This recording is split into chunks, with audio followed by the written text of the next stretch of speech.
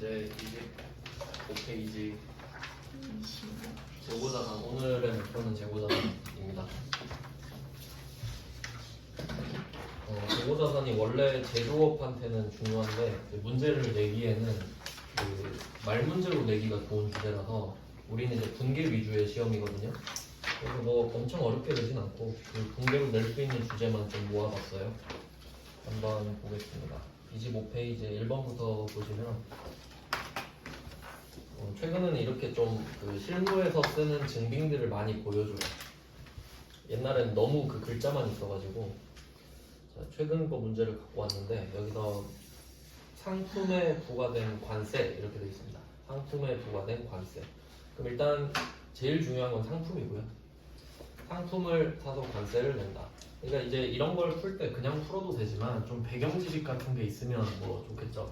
생각을 좀 해볼게요. 관세하면 그 트럼프 때문에 좀 유명하지 않나요? 많이 들어보시지 않으셨어요? 관세가 어떤 느낌이냐면 만약에 우리가 물건을 수입하잖아요. 수입하면 그 수입하는 물건에 대해서 우리나라에서 그 수입한 사람한테 관세를 때려요.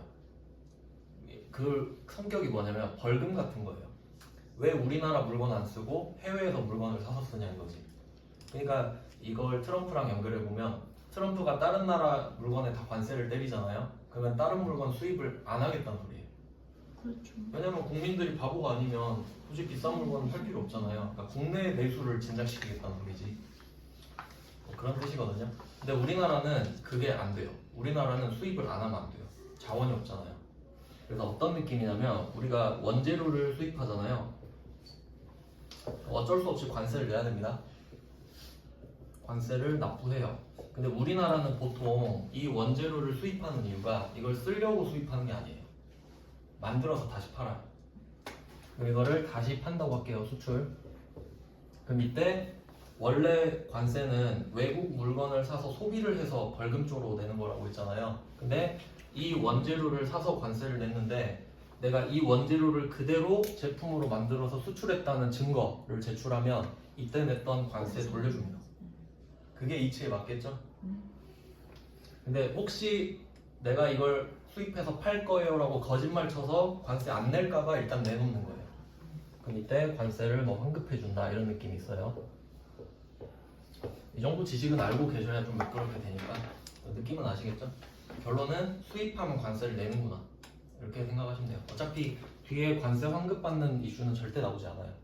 그냥 이렇게 보시면 되는데 여기서 핵심은 그냥 관세는 이렇게 생각하면 되죠. 취득 부대 비용이다 이렇게 정리하시면 돼요. 그러니까 이 관세는 여러분이 직구를 해도 내거든요. 직구를 해도 관세랑 부가가치세 뭐 $150 이상인가? 그러면 내야 되죠. 그것도 뭐 당연히 그 물건값에 포함된다고 보시는 게 맞잖아요. 그럼 관세가 취득 부대 비용이란 걸 확인을 한 다음에 이제 범위를 확장해서 다시 앞에서 배웠던 거랑 연결을 하면 우리 초반에 단기매매증권 배웠잖아요. 단기매매증권. 그래서 자산을 우리가 배우고 있는데 자산은 반드시 취득을 해야 돼요. 이것도 그냥 상식적인 겁니다. 여러분이 갖고 있는 물건들 있죠. 갖고 있는 물건들은 전부 다 취득한 거예요. 갖고 태어난 거 없죠, 여러분? 물건 다 취득한 거잖아요, 어떻게든. 근데 취득의 방법은 두 가지가 있고 매입, 제조. 여러 번 했으니까 좀 잘 들리시죠? 그럼 어떤 예시가 있나 볼게요. 원재료는 사야 되죠. 원재료는 사야 되잖아요. 내가 원재료 만들 수 없잖아. 그럼 원재료를 사서 제품을 만들죠. 그럼 내가 제품을 갖고 있는 건 제조를 했기 때문이에요. 이해되시죠? 이게 그냥 이렇게 돌아가고 있는 거예요. 자, 그러면 취득의 방법이 이렇게 두 개가 있고, 자, 그럼 이제 자산을 딱 두 개로 나눈 겁니다. 자산은 무조건 두 개로만 나눕니다. 첫 번째, 단기매매증권. 그리고 두 번째, 그 외. 이렇게만 볼게요. 모든 자산을 두 개로 나누는 거예요. 자, 이렇게 나누는 이유는 취득 부대 비용을 설명하려고 그럽니다. 취득 부대 비용. 그러면 자산을 보통 취득할 때는 뭔가 부가적으로 비용이 더 많이 들어요. 그러니까 뭐 택배 비용 같은 건 기본이고, 그러니까 운송비 이런 것들 있죠. 보험료도 포함될 수 있고. 그래서 취득 부대 비용을 어떻게 회계 처리할 거냐. 두 가지밖에 없으니까. 그리고 제가 단기매매 증권을 강조했었어요. 유일한 예외라고. 그러니까 예외긴 한데 유일하기 때문에 얘를 먼저 보고 아닌 걸로 하면 된다. 이렇게 본 거거든요. 그러면 지금 재고자산을 배우고 있잖아요. 재고자산은 우리가 팔려고 갖고 있는 물건들이에요. 그러니까 상품, 제품 이런 것들이지. 그럼 걔는 엄밀히 하면 이쪽에 포함되겠죠. 재고자산이 그 외에 포함되잖아요. 그럼 우리는 2번이다 생각하고 풀면 되는 거죠. 근데 우리는 모든 범위를 대비해야 되니까. 그래서 이때 단기매매증권의 취득 부대 비용은 900번 수수료 비용으로 처리를 했었습니다. 비용 처리를 하는 거죠. 얘만 그렇고 나머지는 다 원칙이 되겠죠. 자, 원칙은 그 해당 자산에 더합니다. 그러니까 결과적으로 자산인 거죠. 자산 취득 부대 비용이니까. 이렇게 됩니다. 그래서 자산을 배운다 하면 먼저 따져야 될 거 단기매매 증권이냐 아니냐. 그럼 지금 배우는 건 재고자산이고 단기매매 증권은 아니죠. 그러면 그 외로 빠져서 원칙대로 가겠다. 이렇게 되는 겁니다. 이렇게 알고리즘을 좀 만들어 놓는 거죠. 그러면 이 관세도 취득 부대 비용이니까 그 외로 빠져서 해당 자산에다 플러스 해주면 되겠죠. 그럼 이름은 관세지만 얘 답이 상품이 되는 거예요. 상품을 사면서 관세를 내고 있잖아요. 그런 느낌이란 거지. 그러니까 범위를 좀 이렇게 크게 보셔야 된다. 왜냐면 이게 그 회계 기준서에 가보면 막 예시들이 나와 있는데 지금 뭐 관세 같은 거는 이제 이해되시죠? 어떤 것들이 막 언급되어 있냐면 뭐 보험료, 뭐 운반비, 하용료 뭐 이런 거 나온단 말이에요. 근데 외울 필요가 없다는 거예요. 그냥 생각해보면 우리가 원재료를 해외에서 사오면 관세 당연히 내야 되죠. 그리고 엄밀히 따지면 또 세관을 통관해야 되기 때문에 통관 수수료도 또 내야 돼요. 그리고 그 원재료가 깨지기 쉬운 거면 파손보험 같은 거 들 수 있거든요. 그럼 그것도 취득 부대 비용이에요. 그 다음에 운반비도 마찬가지, 하용료도 마찬가지. 근데 이거를 이런 식으로 열거해서 외우면 끝도 없어요. 다 외워야 돼요. 그래서 제가 그냥 취득 부대 비용 이렇게 퉁치는 겁니다. 그러니까 내가 이 자산을 취득할 때 반드시 돈을 써야 될 것 같은 항목 이런 느낌으로 기억을 하시는 거죠. 항목을 외우는 게 아니라. 자, 그래서 뭐 관세는 그렇고요. 원래 관세는 또 부가가치세랑 또 연관이 있는데 아직 안 배웠으니까 그냥 넘어갈게요. 그래서 결론은 답이 상품이다. 상품. 그러면 얘는 비교해서 이것도 가능하겠죠. 우리가 원재료를 수입할 수도 있잖아요. 그럼 답이 원재료로 바뀔 뿐이겠죠. 관세여도 그러니까 이 자산을 취득할 때 그 취득 부대 비용들은 이름이 없는 겁니다. 왜냐면 그 자산에 그냥 플러스 되는 거니까. 그래서 이 핵심을 알고 계시면 돼요. 그러니까 문제가 응용이 돼야 된다는 거죠. 지금은 관세인데 이게 이제 또 운반비, 하용료, 보험료 이렇게 바뀔 수도 있잖아요. 그래도 답은 안 바뀐다는 거지. 상품이면 상품이다. 이게 끝이에요. 야, 되게 중요한 문제입니다. 이게.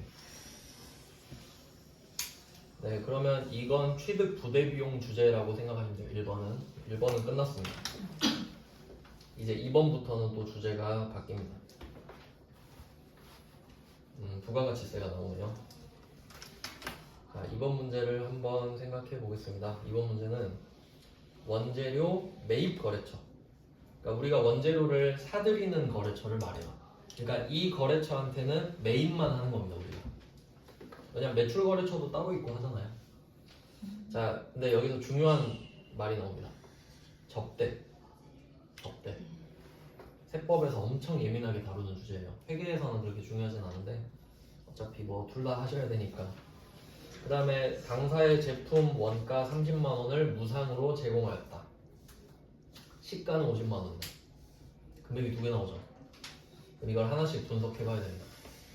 지금 제품 원가 30만 원 이렇게 나왔죠. 그러면 우리가 이 제품을 어떻게 갖고 있는지 생각해보면 방금 말씀드렸죠? 우리는 이 제품을 제조해서 갖고 있을 겁니다. 그리고 원가가 30만 원이죠? 원가는 이렇게 생각하면 돼요. 원가는 이렇게 그냥 좀 후려쳐서 설명드리면 쓴 돈이라고 생각할게요. 쓴 돈. 일단 이 시험 쪽에서는 대충 이렇게 하시면 맞아요. 쓴 돈. 원가는 쓴 돈이다. 그럼 취득 원가는 취득하면서 쓴 돈 이렇게 되는 거지. 그러니까 우리가 원가보다 돈을 더 받고 팔아야 되는 이유가 이거예요. 쓴 돈보단 더 받아야지. 안 그러면 믿지는 장사가 되잖아요. 자, 그러면 제품의 원가를 생각해 볼게요. 내가 이걸 얻기 위해 쓴 돈이 30만 원인 거죠? 그럼 얘는 제조 원가지. 그래서 제품의 원가가 나오면 제조 원가죠? 그럼 비교해서 혹시 상품이라고 말을 하면 그 원가는 매입 원가겠죠? 응용되시죠? 자, 그걸 물어보진 않지만 상황을 여러분이 이해할 때 편하니까 그래요. 그러면 딱 보고 아, 이 제품을 만드느라 30만 원을 썼구나 이 생각하면 되겠죠? 근데 이걸 시가 50만 원이다 이 말은 이걸 팔면 50만 원에 팔 수 있다. 이해되시죠? 자, 그러면 얘를 파는 것부터 예시를 들어볼게요. 파는 것부터. 이게 부가가치세가 들어가는 문제인데 굉장히 중요한 문제라서 좀 자세히 설명해 드릴게요. 이건 사는 것부터 해야겠다. 사는 것부터 하겠습니다. 그럼 제품을 50에 팔고 있는데 원재료는 훨씬 더 싸겠죠? 원재료를 샀을 때부터 생각을 해볼게요. 원재료는 한 20만 원 정도? 10만 원? 20만 원.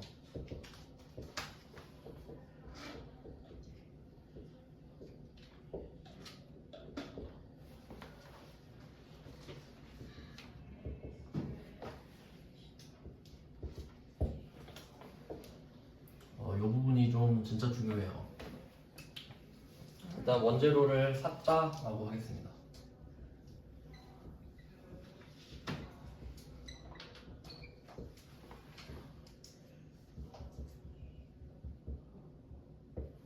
네, 원재료 산 거는 뭐 앞에서 보셨으니까 어렵진 않은데 일단 여기서 일단 상황 설명을 먼저 해드리고 분개할게요.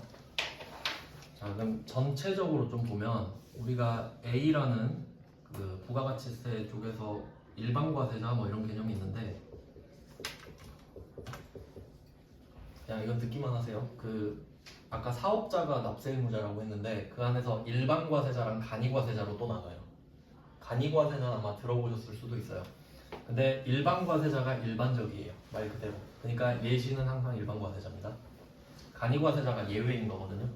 그럼 우리가 일반과세자인데 왜냐면 법인이 항상 일반과세자예요. 법인은 간이과세자 안 되거든요. 자, 그럼 이때 원재료를 10만 원짜리를 산 거예요. 우린 제조업인데. 자, 그러면 국세청이 이걸 본다고 합시다. 국세청이 밑에서 보고 있어 이걸. 이걸 보고 있는 거예요. 거래하는 거를. 그러면 A는 제조업이고 원재료를 사서 제품을 파는 게 일반적이란 말이죠. 그럼 이거를 50만 원에 금액은 별로 의미 없어요. 그냥 구조만 설명드리는 겁니다. 자, 이런 거지. 그러면 국세청이 이거를 바라보는 겁니다. 보고 무슨 생각을 하냐면 이 A가 원재료를 10만 원에 사면 만 원도 낼 거 아닙니까? 만 원 내겠죠? 그리고 이걸 이 원재료를 가지고 제품을 만들어서 그대로 팔죠. 그러니까 이건 사업에 쓴 거기 때문에 돌려주는 거예요. 근데 여러분 같은 경우는 물건을 사면 여러분이 쓰죠. 그래서 부가가치세를 부담하시는 거예요. 근데 이 사람은 부담할 이유가 없어. 왜냐면 이걸 사업하는 데 썼기 때문에. 써서 그대로 팔았잖아요. 약간 관세랑 비슷하네요. 아까 그거랑. 그러면 국세청은 이 구조를 알고 있는 거야. 얘가 만 원을 낸 거 돌려줘야겠다. 이 생각할 수 있겠죠? 그리고 얘는 더 큰 걸 봐요. 왜냐면 지금 만 원을 돌려줘서 잘 보이면 나중에 얘한테 5만 원 거둘 수 있잖아요. 남는 장사죠? 실제로 그런 건 아닌데 제가 지어낸 얘기예요. 이렇게 생각하시는 게 편해요. 그럼 얘 보고 10,000원을 돌려줘야겠다. 그리고 나중에 50,000원 달라 해야겠다. 이 생각을 하면 되겠죠? 그럼 국세청은 이 생각을 하고 있습니다. 그리고 지금 이 제품을 만들 때 쓴 거야. 그래서 이 원재료 10만원 포함해서 30만원 들여서 만든 거예요. 여기까지 이해되셨죠? 10만원에 사서 30만원짜리 만든 겁니다. 그럼 국세청은 기다리고 있겠죠? 내가 얘 10,000원 돌려줬으니까 얘 팔면 50,000원 달라고 해야지 이러고 벼르고 있죠? 자, 근데 어떻게 됐어요? 적대됐죠? 적대했어. 그럼 어떻게 돼요, 국세청은? 내 50,000원. 그럼 그냥 아쉽다 하고 갈까요? 국세청은 이걸 기억하고 있죠. 10,000원 돌려준 거. 야, 너 나한테 10,000원 받아 먹어놓고 왜 50,000원 안 내나? 이걸 따져요. 그럼 국세청이 할 말은 야, 그거 접대했어도 판 걸로 치겠다.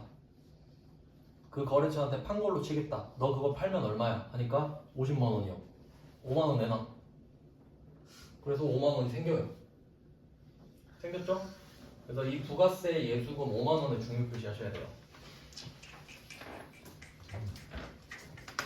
그러니까 이건 실제로 공급, 부가가치세에서 판 걸 공급이라고 하거든요. 그러니까 이건 실제 공급이죠. 실제 공급. 근데 지금 공급한 거 아니죠. 아니, 접대할 때 막 영수증 주고 그러지 않잖아요. 그냥 물건만 쏙 주지. 그럼 국세청은 이걸 발견한 거야. 괘씸한 거죠. 그럼 너 10,000원 잊어버렸어? 5만 원 내놔. 그래서 이걸 뭐라고 하냐면 이건 물건을 진짜 판 거죠. 이건 판 거죠. 근데 지금 접대한 건 판 거 아니잖아요. 그래서 어떤 용어가 나오냐면 간주 공급이라는 말이 나와요. 이걸 써두시면 됩니다. 2번 문제에다가 간주 공급이라고 써두시면 돼요. 이게 간주라는 게 법에서 되게 중요한 말이거든요. 어느 정도로 중요한 거냐면 이게 민법에서 저는 배웠는데 예시를 들어드릴게요. 예를 들어서 A를 B로 간주한다. 이게 본다 이거랑 같은 말이거든요. 이것도 아시죠? A를 B로 본다. 이런 말 들어보셨죠? 이게 얼마나 무섭냐면 이 말이 딱 끝났잖아요. 그럼 이제 A는 B예요. 절대 바뀔 수 없어요. 이제 이게 진짜 무서운 거야. 참고로 이제 하나 말씀드리면 얘랑 비슷한 게 추정이 있거든요. 추정도 들어보셨죠? 그러니까 이거는 외우라고 하는 게 아니고 간주의 의미를 말씀드리는 거예요. 추정은 뭐냐면 예를 들어볼게요. 제가 이런 말을 했다고 할게요. 여러분한테 저는 여러분들이 복습을 안 하는 걸로 추정합니다. 이렇게 말을 했다고 할게요. 그럼 이건 어떻게 되냐면 여러분이 와가지고 자기가 복습한 걸 막 들이밀면서 아니요 저 복습했는데요 하면 아 그러셨군요 하고 바뀔 수 있어. 그러니까 추정은 깨질 수 있어요. 그러니까 저는 그냥 아무 말 없으면 여러분 복습 안 한다 생각할게요 이 말인데 여러분이 저 복습했어요 그럼 아 하셨군요 몰랐어요 이렇게 돼요. 근데 만약에 제가 여러분 복습 안 하시죠? 그렇게 저는 간주해요 하면 갖고 와도 아니요 안 해요 여러분은 안 하는 거예요 이렇게 되는 거예요. 그럼 이 말은 뭐냐면 국세청이 간주 공급이라는 말을 썼잖아요. 그럼 여러분이 물건을 접대한 건 판 게 아니죠? 근데 국세청은 네가 그걸 팔았다고 보겠다는 소리예요. 판 거야. 그러니까 부가세 내놔 이 말입니다. 무조건 걷겠다는 소리예요. 그러니까 네가 증거를 갖고 오면 회수해 줄게 그게 아니에요. 철회 이런 거 없다. 그냥 내놔 이 말이에요. 부가세를 걷겠다는 강한 의지입니다. 간주라는 뜻은.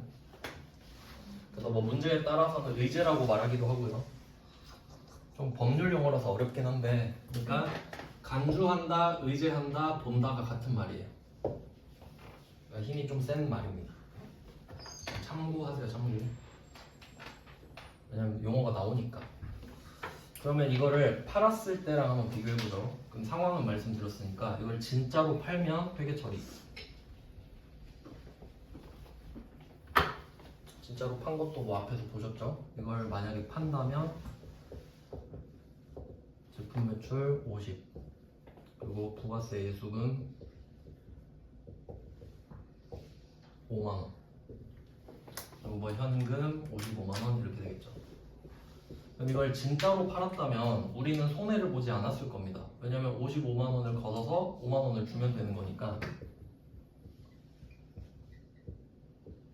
그럼 이건 진짜 공급을 했을 때죠.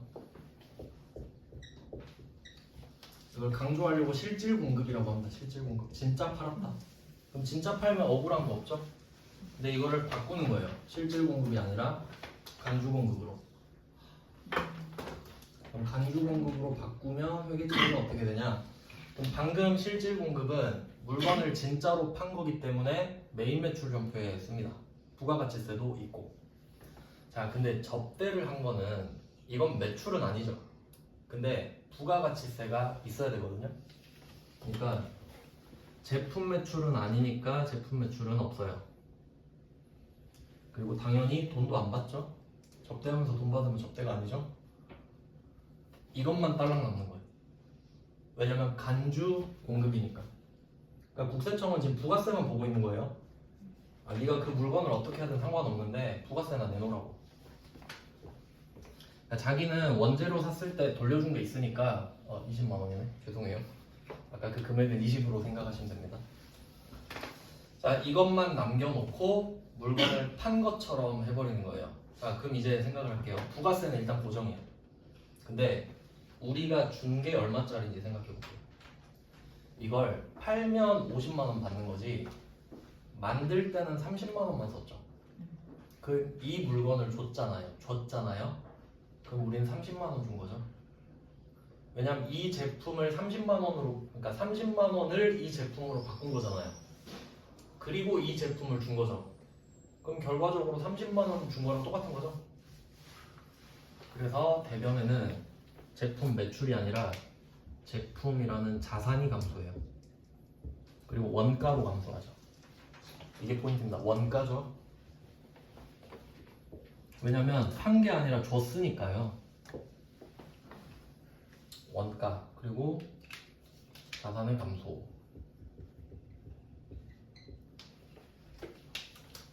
이렇게 됐어요. 자, 그러면 이 접대를 한다고 했을 때 우리의 생각. 그럼 이거 만드느라 30만 원 쓴 거 알고 있죠? 그럼 이걸 접대를 결심했을 때 쟤네한테 30만 원 줘야겠다 이 생각했겠죠. 그러니까 원래는 비용이 30만 원이었어요. 근데 국세청한테 걸렸어 이거. 그럼 5만 원 더 내야 되죠. 그럼 이 접대는 강제로 35만 원짜리 접대가 됐어요. 왜냐면 부가세까지 냈으니까 우린 35만 원을 쓰면서 접대한 거잖아. 그래서 이제 이름이 기업 업무 추진비로 돼 있는데 참고로 이게 작년까지 접대비였어요. 이름이 기업 업무 추진비로 바뀌었어요. 너무 접대비하면 노골적인 느낌이라 그런 것 같아요. 근데 개인 사업자도 이게 법인세 용어인데 근데 접대비라고 말씀드리고 싶지만 이제 검색하면 안 나오기 때문에 어쩔 수 없이 원래 용어를 쓰겠습니다. 너무 길어서 전 기업추 이렇게 해버리는데 35만 원. 자, 그러면 얘는 비용입니다. 돈을 쓴 거니까. 자, 그리고 비용이 나오면 항상 여러분은 500번인지 800번인지 따져주셔야 돼요. 이것도 중요합니다. 우리가 접대를 매입 거래처에 했죠. 보통 접대라고 하는 거는 매출처에 하는 게 일반적입니다. 그러니까 매출처에 접대를 하고 우리 물건 좀 사주세요 이게 정상이죠. 근데 매입처 쪽이 힘이 셀 수도 있잖아요. 매입처 쪽이 대기업일 수도 있잖아요. 그럼 내가 매입처 쪽에 접대를 할 수도 있죠. 그럼 이제 그때는 번호가 500번이 되는 거예요. 그래서 이거 그 답에 기업 업무 추진비 제라고 써 있지 않습니까? 이유가 원재료 매입 거래처라서 그래요. 비교해서 써주세요. 그러니까 지금 답이 500인데 비교해서 매출 거래처 하면 800입니다. 기업 업무 추진비는 500, 800이 다 나올 수 있기 때문에 또 조심하셔야 돼요. 이거 번호 하나 틀리면 그냥 틀리는 겁니다. 당연한 거겠죠. 왜냐면 제품의 가격이 바뀌어요. 이거 번호 잘못 쓰면. 왜냐면 지금 이거 매입 거래처에 35만 원 접대했잖아요. 그러면 제품 가격이 이만큼 비싸져요. 그럼 여러분은 이 그 물건 더 비싸게 사셔야 된다고. 자, 그렇게 해서 이렇게 되는 겁니다. 이게 간주 공급이라는 주제예요. 그러니까 원래는 좀 더 체계적으로 배워야 되긴 하는데 우리는 이제 답만 구할 수 있으면 되니까 이 정도 스토리로 기억하시면 돼요. 그리고 또 중요한 게 하나 있어요. 그러니까 지금 부가세 예수금 5만 원 이게 하나 중요하고요. 아, 그리고 이것도 표시할게요. 메인 매출 전표. 지금 매출 아니죠? 매출이 아닌데 부가가치세가 있잖아요. 간주 공급이라고 말씀드렸죠. 그럼 이 말은 간주 매출인 거예요. 간주 매출. 그러니까 메인 매출 전표에 들어가요. 부가세를 관리해줘야 되잖아요. 이게 제 생각에 회계 1급에 적합하지 않은 것 같은데 이걸 꾸준히 내더라고요. 그래서 어쩔 수 없이 설명드리는 겁니다. 제가 막 무시했는데 내버리면 안 되니까. 그리고 또 중요한 거 제품 밑에 보시면 적용할 타겟점으로 대체. 이것도 중요해요. 중요한 게 엄청 많은데 적용할 타겟점으로 대체. 네, 실제로는 여러분이 이거 입력하실 때 이걸 적는 게 아니고요. 적용 칸이 있는데 거기서 8 누르면 돼요. 그러니까 그냥 적용 8 이것만 기억하시면 돼요. 이게 왜 중요하냐면 원래 그 모든 거래에 적용을 쓸 수 있는데 우리 시험의 적용은 딱 이것만 나오거든요. 그리고 이걸 보통 까먹어요. 적용 8 쓰는 거. 언제 쓰는지 알려드릴게요. 정확히 기억하셔야 됩니다. 이게 나중에 엄청 또 헷갈려 하시더라고요. 언제 쓰는지. 일단 첫 번째 전제 재고자산. 재고자산. 범위를 생각해보면 매입 쪽은 원재료랑 상품, 그리고 제조 쪽은 제품. 일단 이게 기본인데 조금 더 범위를 확장해서 알려드리면 우리가 회계를 1년마다 끊어서 하거든요. 그러니까 1월 1일부터 12월 31일을 끊어서 1년, 그리고 또 1년 이런 식으로 하거든요. 그러면 필연적으로 어떤 상황이 발생하냐면 여러분이 원재료를 사와서 이걸 제품으로 만들어서 팔 거잖아요. 그럼 여러분의 생각은 원재료랑 제품밖에 없어요. 그럼 이걸 완성도로 표시해 보면 원재료는 완성도가 0%죠. 사서 안 건드린 게 원재료니까. 근데 여기다가 막 가공을 할 거 아니에요. 인건비도 쓰고 막 기계도 넣고 하면 이게 완성도 100%가 되면 제품이 되는 거 맞죠? 근데 회계 처리를 하다 보면은 내가 12월 31일이 되면 강제로 딱 끊어야 되잖아요. 12월 31일에. 근데 내가 12월 31일에 회계 처리를 딱 하려고 봤는데 40%를 만들었는데 12월 31일이 된 거예요. 그럼 덜 만들어진 것도 팩트니까 이걸 보고 해야겠죠. 그럼 필연적으로 우리 생각은 원재료 제품밖에 없지만 덜 만들어진 애를 부르는 이름도 있어야 돼요. 회계 특성상. 걔를 제공품이라고 부릅니다. 그러니까 덜 만들어진 애를 제공품이라고 해요. 그래서 재고자산은 이렇게 4개 있다고 보시면 돼요. 그러면 이 중에 원재료랑 상품은 여러분이 꼭 사와야만 얻을 수 있는 거고 제품이랑 제공품은 여러분이 직접 만드셔야만 얻을 수 있는 거예요. 이렇게 2개로 나눕니다. 자, 그리고 얘네들의 공통 목표가 있어요. 재고자산의 목표, 그러니까 목적, 판매. 이름이 재고자산인 이유는 창고에 존재하는 자산이라는 뜻이에요. 창고에 존재하는 자산. 창고에 존재하는 이유는 팔릴 걸 기다리고 있는 거죠. 팔리려고. 그래서 얘는 목적이 판매로 확실합니다. 그러니까 어쨌든 간에 제품도 팔릴 거고 제공품은 제품이 돼서 팔릴 거고 원재료도 제품이 돼서 팔릴 거고 상품도 팔릴 겁니다. 그러니까 궁극적인 목적은 판매라는 겁니다. 그럼 이때 팔리면 좋은 건데 여기서 안 팔리면 안 팔릴 수도 있잖아요. 자, 여기서 얘네들이 안 팔리면 적용 8이에요. 이렇게 기억하시는 게 제일 편해요.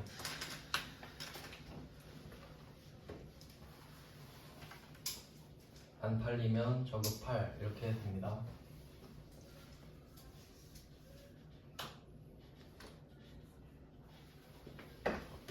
그래서 결론은 안 팔렸죠? 접대했으니까 팔린 건 아니잖아요. 그러니까 이거는 이렇게 구분하셔야 돼요. 실제 상황은 팔린 게 아니에요. 근데 국세청이 나보고 판 걸로 보겠대. 그렇다고 이게 진짜 판게되는 건 아니잖아요. 법적으로만 판게된 거지. 실체는 판 게 아닙니다. 그러니까 회계는 실체를 따지는 거거든요. 그러니까 여러분이 이제 두 개를 같이 하셔야 되는 거예요. 회계는 실체를 따지고 부가가치세법은 부가가치세법을 따지니까. 그래서 이걸 다시 한번 따지면 제품 30만 원짜리가 나간다. 이건 회계예요. 30을 썼으니까 30이 나가는 건 팩트죠. 근데 국세청이 오더니 너 그거 팔면 얼마야? 50이지. 5만 원 내놔. 이건 법의 영역이죠. 법인데 어쩔 수 없으니까 같이 적어줍니다. 그러니까 두 개가 공존하고 있잖아요. 그리고 저격팔도 회계 쪽이죠. 안 팔렸으니까. 그러니까 이렇게 좀 구분을 해서 기억해 주시면 됩니다.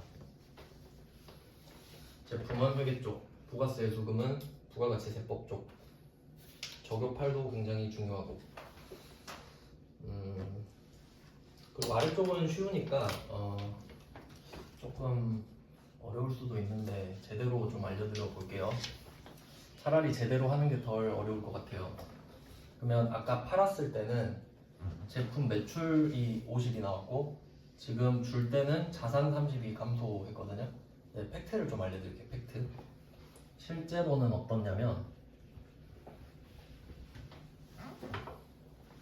이건 좀 어려울 수 있는데 꼭 아셔야 되는 건 아니에요.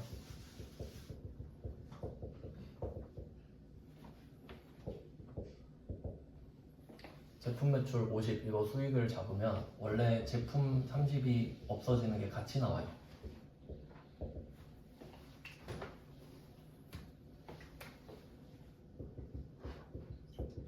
이건 그냥 듣고 이해만 하시면 될 것 같아요.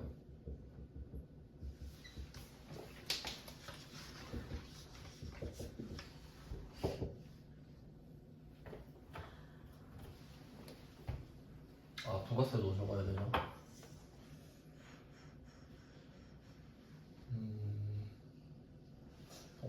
부가세도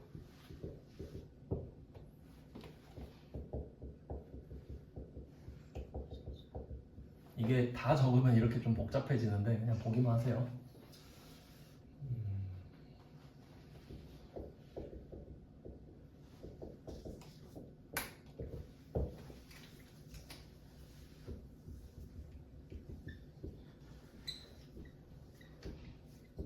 이게 원래 물건을 팔 때 실제로 해야 되는 회계처리입니다.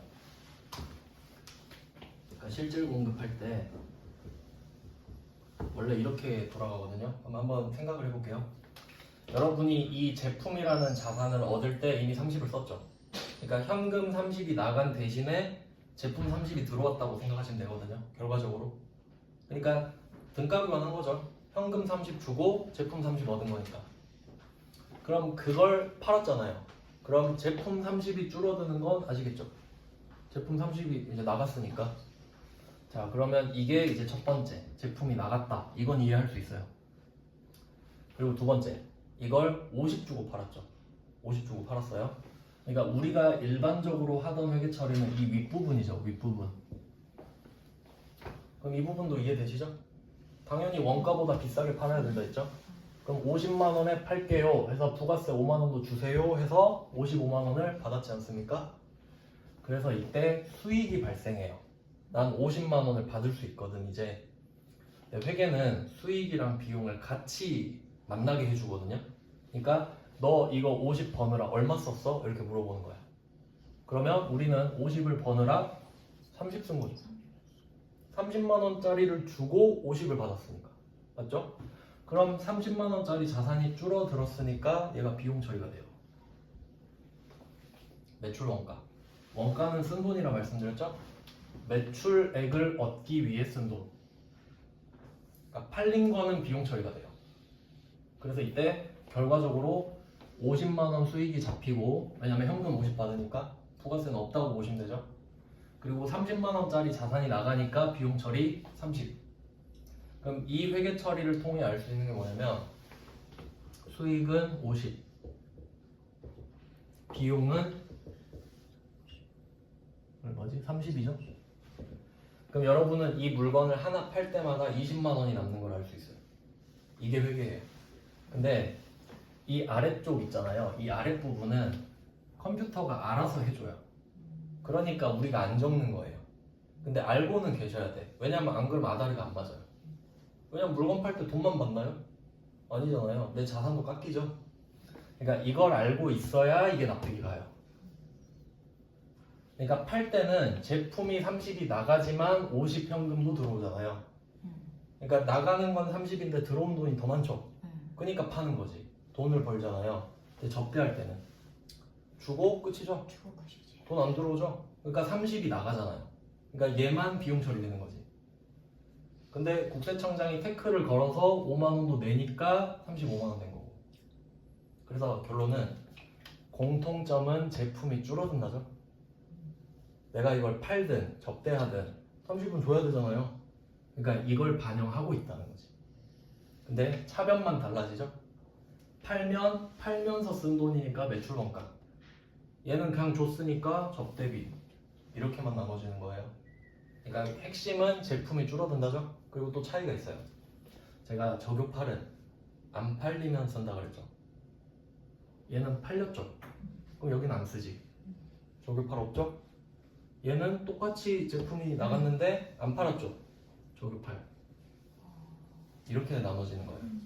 구분을 해야 될 거 아니야. 안 그러면 이게 팔려서 없어진 건지 그냥 뭐 누구 줘버린 건지 알 수가 없죠. 그러니까 이걸 적어야 아는 거야. 그럼 얘는 나중에 없어졌는데 아 접대했나 보다 뭐 이런 느낌으로 구분해 주는 거죠. 왜냐면 이게 효율적인 방법이에요. 왜냐면 우리는 숫자로만 말하잖아요. 그러니까 말을 안 쓰잖아요. 그러니까 최대한 이런 식으로 분류를 해주는 거예요. 이해는 되시나요? 그냥 아 그렇구나 정도. 누가 이걸 하라고는 안 해요. 자 붕괴 한번 쳐봐 이러진 않는데 그냥 상황 이해를 돕기 위해 말씀드린 겁니다.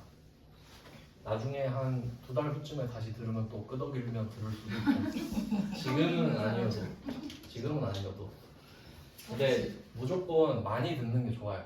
2번 듣는 게 낫고 3번 듣는 게 낫잖아요. 그러니까 어렵다고 배척할 게 아니라 그냥 들어보시면 이제 좀 쉬운 파트 볼게요. 어려운 건 다 했어.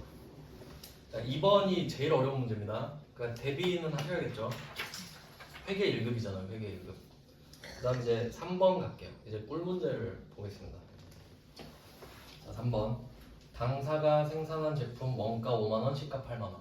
두 개가 있는 건 아시겠죠? 두 개는 무조건 같이 있어요. 자, 제조부 생산직 직원에게 복리후생 목적으로 제공했다. 그럼 2번은 접대, 거래처한테 접대. 3번은 우리 직원 준 거죠. 자, 국세청은 잔인합니다. 야, 부가세 갖고 와. 이것도 해당이 돼요. 그러니까 3번도 간주공급이라고 써놓을게요. 왜냐면 그럼 다 직원 주는 척해서 빼돌리게? 아니면 직원한테 100개 줘가지고 야 내일 우리 집 갖고 와 이럴 수도 있잖아요. 그러니까 국세청 바보 아니거든요. 그러니까 직원한테 준 거 야 얄짤 없어 적대랑 뭐가 달라 이렇게 돼버리는 거예요. 그러니까 국세청은 이것만 봐요. 팔았다고 봐 그냥 갖고 와. 근데 이 문제는 단서가 있어요. 2번째 줄에 공급 의제에 해당하지 아니함. 그래서 제가 괜히 쓸데없이 막 의제 이런 거 알려드린 거 아니에요. 간주 공급, 공급 의제 일부러 이런 말 쓴단 말이에요. 일부러. 그러니까 한번 들어보시면 낫잖아요. 그래서 이 문제는 예외가 돼버리죠. 그래서 이 문제는 이렇게 써놔야 돼요. 이 문제 그 아래 빈칸에다가 이걸 쓰세요. 부가세 예수금 8,000원. 부가세 예수금 8,000원 쓰고 X 이렇게 해야지. 원래는 있어야 되는데 이 문제에선 없다고 했으니까 이 문제만 답이 다른 거구나 이렇게 판단하셔야 되죠. 2번과 3번은 똑같은 문제입니다. 2번, 3번 묶어주세요. 그러니까 장난치는 거에 속으면 안 된다는 소리예요. 2번은 오리지널이고 3번은 단서를 달았죠. 뭐 차이 아시겠죠? 그래도 이름은 복리후생비로 바뀌죠. 복리후생비. 일단 접대는 아니니까. 그러니까 이게 개정 과목은 회계에서 목적을 나타내니까요. 그리고 적요 8이 붙어 있는 것도 중요하죠. 적요 8. 이제 다 적으셨으면 제가 또 하나 알려드릴게요. 이건 그냥 듣고 잊으셔도 되는데 직원한테 뭔가 선물 주잖아요. 10만 원까진 봐줘요. 근데 이걸 기억하진 마세요. 물어보진 않거든요. 그러니까 그 말 대신 이렇게 써준 거야. 그러니까 세법상으로 직원한테 10만 원까지는 봐준단 말이에요. 근데 그 말 하면 못 알아듣는 사람이 있을까봐 그냥 공급의지 아니에요 이렇게 말한 거라고. 아시겠죠? 그러니까 의도를 말씀드리는 거예요. 그래야 여러분이 생각의 폭이 넓어져요. 왜냐면 그냥 그런 것도 하고 하면 아무 의미가 없거든요. 그래서 원래는 그런데 그렇습니다. 그리고 복리후생 및 재라고 써 있는 거는 생산직 직원이라서. 그럼 본사 직원이면 800번으로 바뀌는 거예요. 그런 디테일을 잘 챙겨주셔야 됩니다. 나중에는 그런 걸로 틀려요. 지금은 상상도 안 되시겠지만 나중에 여러분이 잘하게 되면 실수로 틀려요. 몰라서 틀리는 게 아니라. 그 다음 4번 갈게요. 4번 뭐 똑같은 느낌 아니에요? 제품 원가 2,000, 시가 3,500 많이 남겨먹네요. 네. 이렇게 하는데 이걸 기부했어. 그럼 국세청은 또 뭐라고 생각할까요? 야, 안 봐줘. 부가세 갖고 와 이러겠죠? 근데 얘도 원래 부가세가 있어야 되는데 여기선 키워드가 파주시청이거든요. 파주가 중요한 게 아니고 이거는 이렇게 적을게요. 국가 지자체 지방자치단체죠. 파주시청에다가 국가지자체 이렇게 써놓으세요. 원래 이것도 간주공급이 돼야 될 거 아닙니까? 왜냐면 국세청이 자기가 또 세액공제 해줬을 거 아니야. 원재료 샀을 때. 그쵸? 근데 얘는 국세청이랑 국가지자체랑 한 편이죠. 크게 보면. 그럼 국가지자체한테 기부하면 봐줘요. 부가세 안 걷어요. 왜냐면 이런 느낌이에요. 그러니까 예를 들면 이렇습니다. 그냥 들어보세요. 내가 이 제품을 고아원에 기부하려고 그랬어. 고아원에. 그럼 이거를 주면 제품 2,000짜리 주는 건 똑같죠? 적용 팔인 것도 똑같죠? 안 팔았으니까. 근데 국세청 오더니 와, 너 좋은 일 하네. 부가세는 내야지. 부가세 350은 내셔야죠 하고 기부하라 그래. 아시겠죠? 그럼 이거 의도가 뭐예요? 고아원 기부하지 말고 나한테 기부해. 그럼 봐줄게. 조금 좀 추잡해 보이긴 하지만 어쨌든 국가지자체한테 기부하면 면세입니다. 정확히 말하면 면세라는 표현이 맞겠네요. 비과세는 아니니까 부가세는. 그래서 지금 2, 3, 4를 보면서 정확히 이유를 알려드린 거예요. 어차피 나중에 하셔야 되니까. 그러니까 2, 3, 4는 다 간주공급이에요. 2번은 원칙대로 한 거예요. 근데 3번은 예외 규정인 거죠. 직원한테 10만 원까지 봐준다 그랬으니까. 그래서 없어진 거예요. 10만 원 이하니까. 시가 10만 원 이하니까. 그리고 4번도 원래 간주공급이죠. 근데 국가지자체한테 기부하면 면세거든요. 그래서 부가세가 없는 거예요. 그러니까 4번 문제 같은 걸 좀 많이 내요. 그러니까 여러분은 모르셔도 안 틀리니까 어쨌든. 부가세가 없는 게 정상이니까. 그러니까 2번 제대로 해놓으면 당연히 3번, 4번은 맞히는 건 당연한 거죠. 그래서 뭐 4번은 그냥 이름이 기부금이 되고요. 참고로 기부금에 이렇게 써주세요. 기부금도 이제 최근에 좀 강조해서 나오는 게 기부금은 사업 무관 이렇게 써놓을게요. 이거 부가가치세에서 또 쓸 거거든요. 사업 무관. 기부에다가 사업 무관 이렇게 써주세요. 사업이랑 관련 없다고. 그리고 이 기부금이랑 4번의 기부금이랑 2번의 기업 업무 추진비 있죠. 이 두 개 묶어서 비교 이렇게 할게요.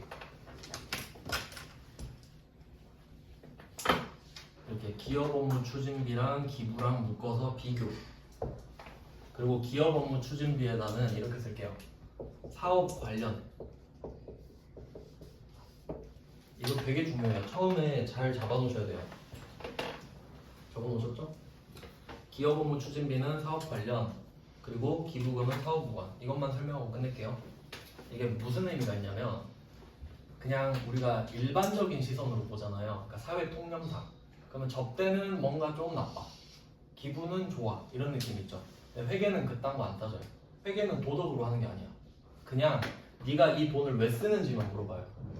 그럼 생각해 볼게요. 우리가 접대 왜 하죠? 돈 벌려고. 그럼 너 사업이랑 관련 있는 돈을 썼네? 인정. 이건 사업과 관련이 있다. 이렇게 돼. 근데 기부금은 어때요? 기부한다고 매출이 막 느나? 그렇진 않죠. 그러니까 얘는 사업 무관으로 빠져요. 그럼 이게 만약에 부가가치세랑 관련이 돼버리면 부가가치세 낸거 안 돌려줍니다. 부가가치세 때문에 미리 말씀드린 거예요. 일단 여기까지 하겠습니다. 재고자산을 끝낼 수 있을 줄 알았는데 뒤에 그 6번까지는 똑같으니까 그냥 쭉 볼게요. 자, 26페이지에 5번, 6번은 그냥 보시면 돼요. 5번은 그 구매한 상품을 제조부서의 소모품으로 사용하였다. 그러니까 이 부분도 원래 간주 공급에 해당돼야 될 거 아닙니까? 근데 여기서 포인트는 제조부서의 소모품으로 모두 사용했죠. 사업이랑 관련된 데 쓰면 안 건드려요. 그러니까 얘는 간주 공급에 해당 자체가 안 되는 거예요. 네 회사에 썼어? 그럼 뭐 할 말 없지 뭐 이렇게 돼요. 국세청도 그래도 선은 있다 이거예요. 그러니까 남한테 준 거는 무조건 득달같이 뜯어내는데 네가 사업에 썼어? 뭐 그럼 어쩔 수 없지 이러고 넘어가줘요. 그러니까 하나씩 제대로 알고 계시는 게 좋아요. 그 다음에 6번 동계는 똑같으니까. 자, 6번은 화재가 발생해서 제품이 소실됐죠. 자, 근데 여기는 특이한 게 제품의 장부가액이라 써있죠.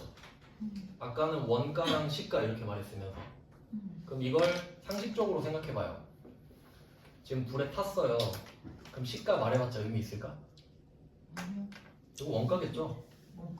제조 원가라고 생각하셔야죠. 그러니까 내가 이 제품을 갖고 있는 이유가 이 돈을 썼기 때문에 이 제품 갖고 있는 거 아니에요?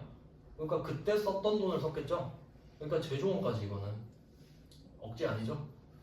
이런 걸로 장난치는 경우도 많이 있었습니다.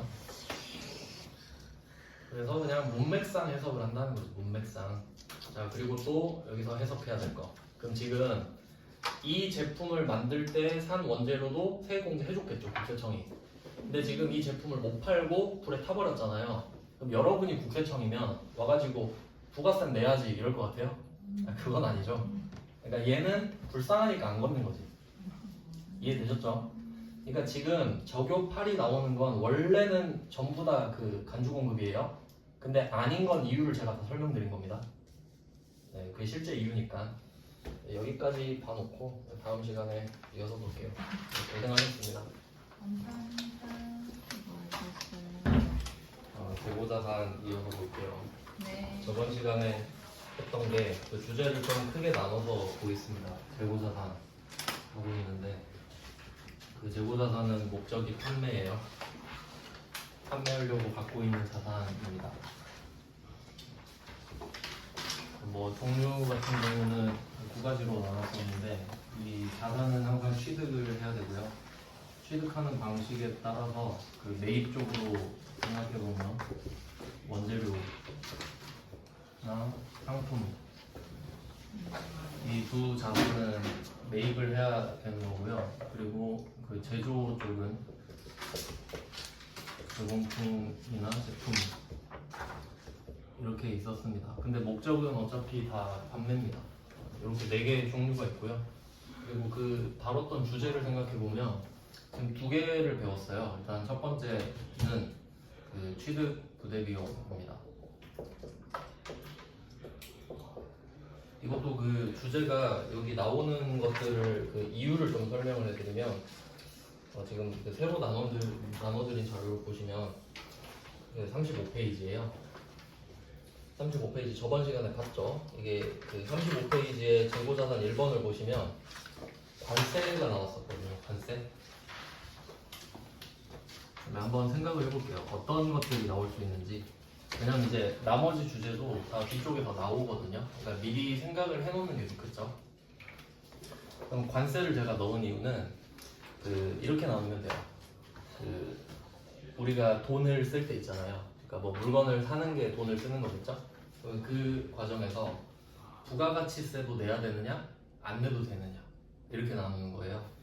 그러면 또 관세 우리가 관세 낼 일은 잘 없으니까 물론 직구하면 내긴 하는데 우리가 직접 내진 않으니까 다른 거랑 또 비교를 해보면 그냥 비유해서 설명을 드리면 뭐 취등록세 이런 거 생각을 해볼까요?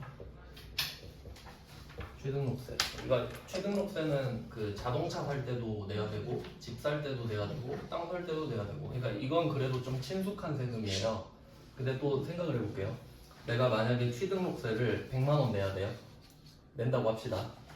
그럼 이 취등록세에는 부가가치세가 안 붙어요. 근데 뭔가 좀 당연한 느낌 아닌가요? 세금에 또 세금 붙일 이유는 없잖아요. 근데 우리가 뭐 과자를 산다, 그럼 거기에 붙어 있단 말이에요. 어떤 느낌인지 아시겠죠? 그러니까 지금은 느낌만 가져가는 거예요. 그럼 이때 관세는 약간 얘랑 비슷하잖아요. 세금 낼 때 또 세금 내라 그러면 안 되죠. 물론 원래 관세에 부가가치세 붙긴 한데 지금은 일단 이 관세 자체에는 부가가치세가 따로 붙지 않는다 이렇게 그냥 생각하는 거거든요. 그러니까 뭐 다른 주제도 있을 거 아닙니까? 뭐 예를 들어 매입 운반비 같은 거 있겠죠. 이 두 개를 비교하면 되겠네요. 그러니까 관세 자체에는 부가가치세가 뭐 바로 붙진 않아요. 그러니까 지금은 그렇게 알고 계셔도 돼요. 근데 내가 만약에 뭐 상품 같은 거를 갖고 와야 되잖아요, 나한테. 그때 운반비가 드는 거예요. 그럼 그 운반비 자체는 서비스이기 때문에 거기엔 부가가치세가 붙거든요. 그리고 지금 우리가 배우고 있는 게 일반 전표잖아요. 그럼 일반 전표는 공식적으로는 부가가치세가 없어야 된단 말이죠. 그러니까 부가가치세가 없는 주제가 나와야 되니까 관세가 나온 거예요. 그냥 그래서 그런 거예요, 이유가. 왜 갑자기 관세가 나왔는지 좀 의아하실 수 있어서. 그러니까 지금은 일반 전표니까 부가가치세가 없는 거가 나온다 이렇게 생각하시면 됩니다. 그러니까 그 뒤쪽에 매입 매출 전표 자료를 드릴 때는 이제 부가가치세가 쫙 나오는 거죠. 그래서 뭐 그런 거고요. 그래서 예시가 한 개밖에 없어요. 운반비를 여기 넣을 수 없다는 소리예요 지금. 그 다음에 두 번째는 이게 굉장히 중요한데 적용 8 문제 꽤 많이 넣어놨죠 제가. 이 적용 8 같은 경우는 이 재고자산 네 가지 판매 목적의 재고자산을 판매하지 않았을 때. 그래서 얘는 확실했죠. 키워드가 재고자산인데 팔지 않았을 때. 재고자산인데도 판매를 하지 않았다. 그래서 뭐 보통 나왔던 게 그 거래처에 접대하거나 직원 선물로 주거나 뭐 기부하거나 이런 것들 전부. 그러니까 그게 좋은 의미든 나쁜 의미든 그런 건 상관없습니다. 그냥 재고자산을 안 팔았다 그럼 끝나는 거예요. 그냥 굉장히 그 객관적으로 그냥 보시면 되는 거예요. 그래서 뭐 내용은 저번 시간에 다 훑어봤었고요. 그리고 이제 까먹으셨을 것 같으니까 복습을 좀 해보면 그 2번 문제가 간주공급이라고 제가 말씀드렸었는데 그 35페이지에 보시면 그 35페이지 2번에 보시면 공급 의제 이렇게 돼 있나? 맞아요. 아 3번에 공급 의제라 써있군요. 2번은 아예 그런 말이 없긴 한데 그러니까 2번이 원래 원칙이라고 제가 말씀드렸어요. 그러니까 이유는 이거였죠. 우리가 지금 제품을 만들어서 안 팔고 접대했잖아요. 이번 문제가. 근데 그 전의 상황을 생각해 보시면 내가 제품을 갖고 있다는 소리는 원재료를 사서 그걸 가지고 제품을 만들었다는 소리거든요. 그럼 내가 원재료를 샀을 거 아닙니까? 그럼 그때 부가가치세 냈겠죠. 그러면 국세청은 그 부가가치세 나한테 돌려줬을 거란 말이에요. 왜냐면 너는 그거 제품 만들어서 파는 애니까 원재료를 뭐 네가 개인적으로 쓰진 않겠지 해서 다 돌려받은 상태예요. 그래서 국세청은 우리가 이 제품을 남한테 팔아서 그 부가가치세를 걷어서 주길 바라고 있는 거예요. 근데 그 과정을 생략해 버렸죠. 그래서 그 부가가치세 5만 원이 따로 붙는 거라고 말씀드렸었거든요. 그러니까 원래 시가가 50만 원이면 팔면 50만 원에 팔아야 되잖아요. 부가가치세는 5만 원 더 받고. 그래서 이 부가세 예수금이 중요했다. 간주공급, 공급의제 이런 거였죠. 그럼 2번이 원칙인데 3번 문제는 재화의 공급의제에 해당하지 아니함 이렇게 돼 있으니까 부가가치세가 없는 거라 그랬죠. 그러니까 2번과 3번은 똑같은 문제잖아요. 어차피 남한테 준 건 똑같지 않습니까? 그리고 또 이렇게 생각하면 안 돼요. 접대한 거랑 우리 직원 준 건 다르지 않냐 그렇게 생각하실 수 있죠? 근데 국세청은 그렇게 안 따져요. 너 부가가치세 돌려받았는데 내놔 그냥 그거예요. 왜냐면 이거 우리 직원이라고 봐주잖아요. 악용할 수 있어요. 그럼 그냥 다 직원 줘버리면 되지. 막 그냥 다 우리 직원인 것처럼 해서 줘버리면 끝나잖아요. 그러니까 뭐 그런 식으로 했을 때. 그리고 또 참고로 말씀드린 거는 직원한테 주잖아요. 우리 물건을 10만 원까지는 봐줍니다. 뭐 그런 게 이제 3번에 반영이 돼 있던 거고요. 그 다음에 4번은 기부금이었는데 얘도 원래는 간주 공급에 해당이 돼서 부가가치세가 붙어야 된단 말이야. 그럼 350만 원이어야겠죠. 근데 없는 이유는 국가지자체여서. 국가지자체한테 기부를 하면 면세거든요. 예외까지 다 설명을 드렸었죠. 그러니까 지금은 사실 몰라도 답을 맞히거든요. 근데 이제 이 다음 단계 세무 2급 정도 가면 이유를 알아야 맞힐 수 있어요. 그래서 그냥 미리 한 번은 말씀을 드리는 겁니다. 그 다음 이제 36페이지로 가보시면 26. 페이지가 달라요? 저랑 다른가? 제가 보면 26. 새로 드린 거. 아, 요거. 새로 오늘 드린 새로 거. 준 거. 오늘 새로 준 거요? 네네네. 네. 제가 말씀을 안 드렸군요. 새로 드린 걸로 보고 계시죠? 네. 죄송해요. 말씀을 드려야 되는데. 이제 그걸로 보시면 돼요. 복습하시면서 그쪽에 옮겨주세요. 다시 칸이 넓어진 걸로 다시 드린 거예요. 좋네, 좋아. 네, 그래서 새로 드린 걸로 보시면 돼요. 36페이지고. 그럼 이어서 이제 5번 문제는 얘도 원래는 간주 공급에 해당이 돼서 부가가치세를 내야 되는데 얘는 우리 사업에 직접 썼으니까 사업에 직접 쓴 건 봐주죠. 이유가 다 있었죠. 그러니까 일부러 제가 다른 이유를 하나씩 다 넣어놓은 거예요. 이렇게 설명드리려고. 그리고 이제 6번 같은 경우는 그 제품이 다 불에 타버렸어요. 근데 이것 가지고 부가세 거두면 안 되겠죠. 그러니까 얘는 그냥 상식적으로 봤을 때 좀 봐주는 느낌이 있고요. 그래서 결과적으로 이유가 다 다릅니다. 지금 원래는 부가가치세가 있어야 되는데 없으면 없는 이유까지 같이 맞고요. 그래서 저교 8이 이제 부가가치세 쪽이랑도 좀 연관될 확률이 높으니까 중요한 주제가 되고요. 그다음 이제 마지막 3번이 이제 기말에 많은 일들이 있어요. 좀 이게 복잡한데 한번 보겠습니다. 이게 원래 한 문제에다가 그러니까 기본적으로 한 문제가 나오면 동작을 한 번만 해야 될 거 아니에요? 한 문제 나왔으니까 한 문제 풀면 되겠죠. 근데 이 7번 문제는 좀 주의하셔야 되는데 제가 문제 뒤에 따로 써놨잖아요. 수동결산 플러스 자동결산 이렇게 써놨죠. 두 개 하셔야 됩니다. 얘는 한 문제인데 두 개 하셔야 돼요. 그러니까 이걸 풀려면 상황을 이해해야 되거든요. 그래서 그걸 설명드릴게요. 일단 제보자단은 3개로 크게 나눠서 봤고요. 이 기말 쪽이 좀 복잡할 수 있는데 지금 자리가 없으니까 지우고 설명드릴게요. 우리가 뭘 하는지 항상 알아야 되는데 지금 우리가 문제가 나올 때마다 그걸 보고 분개를 하고 있잖아요. 그럼 분개를 한다라는 거는 그 분개 의미를 좀 생각해 볼게요. 자, 분개를 하면 이게 증가량이랑 감소량을 적어주는 거예요. 예를 들어볼게요. 여러분이 이렇게만 적어놓으면 다음에 절대 이해 못하거든요. 제가 예시를 들게요. 처음에도 예시를 들었었는데 여러분이 가계부를 사요. 가계부를 처음에 샀습니다. 그럼 새 거예요, 이 가계부는. 그럼 가계부 잔액 0이죠? 방금 새로 샀어요. 자, 그리고 여러분이 월급 받았어요. 월급 10,000원 받았다 할게요. 그냥 금액은 중요하지 않아요. 그럼 내가 월급을 10,000원 받았다 이렇게 써야 될 거 아닙니까? 그러면 이걸 생각해 보자고요. 잔액 0은 여러분이 아무것도 안 한 상태예요. 가계부를 사면 그냥 잔액 0이죠? 아무것도 안 한 상태 자체가 잔액 0. 근데 내가 여기다가 이 가계부에 100만 원을 플러스 시키고 싶은 거 아닙니까? 0이라고 적혀 있으니까. 그럼 내가 월급 10,000원 이렇게 플러스로 적는 거예요. 적었죠? 이게 분개예요, 여러분한테는. 그러니까 이걸 적었다는 행위 자체가 우린 지금 복식부기로 하고 있잖아요. 차변되면 이걸 적은 게 증가했다 또는 감소했다를 적는 거라고. 그러니까 증가량 감소량을 적는 거예요, 우리는. 자, 그리고 여기 이걸 적었다고 할게요. 이 박스에 있는 거를. 그리고 잔액이 얼마인지 보세요.